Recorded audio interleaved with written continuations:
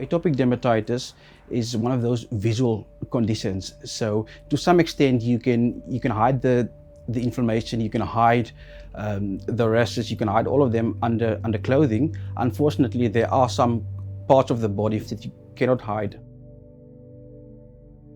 I have atopic dermatitis on my entire body, and eczema under my feet, between my toes. It went further up to my scalp, ears, my face as well. It just escalates where you would get this wet kind of eczema where your skin is literally looks like it's dropping from water, but it's actually just pus coming out of the scalp. It's quite unbearable. You turn into such a dark space whereby you obviously so self-conscious about the condition. Mentally, you don't want to be around people, you don't want to socialize, you don't even want to go to work because of that self-esteem that just goes down and down and down, and it really is debilitating. It's so difficult to be around people, even your loved ones. I would sometimes sit in front of the telly, my daughter next to me or my wife next to me, but I would be sitting with a brush or with a comb. Every 2 minutes, I'm using that brush or that comb, I'm scratching my arms, I'm scratching my neck, I'm scratching my back, I'm literally scratching between my legs. So something as simple as, enjoying television time with a family becomes so difficult, whereby I would go into a different room with my cell phone and just do other things with my phone whilst I'm busy scratching myself with a curler or with a brush or something. Okay, sleeping is a bit of a touchy subject because you don't get much of that.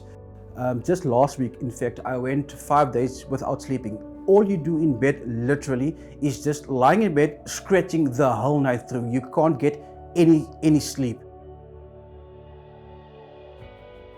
Because of the tiredness due to the sleep deprivation, the emotional stress because of the actual skin flare-ups and the itching, you get to work with such a short temper. So it's little things would cause me to just, to get irritated. So what would happen, because you're so self-conscious about your skin condition and about the itching, you would, in my case, for example, I would probably get up from my desk about 20 to 25 times a day.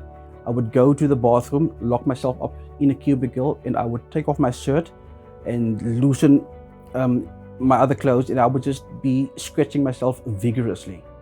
In the last 5 years, I've probably been absent approximately 30 or 40 days, all due to atopic dermatitis, no other illness.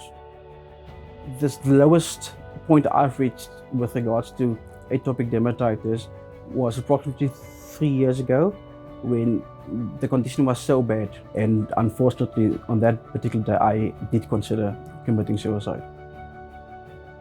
I couldn't take it anymore. It was so painful physically.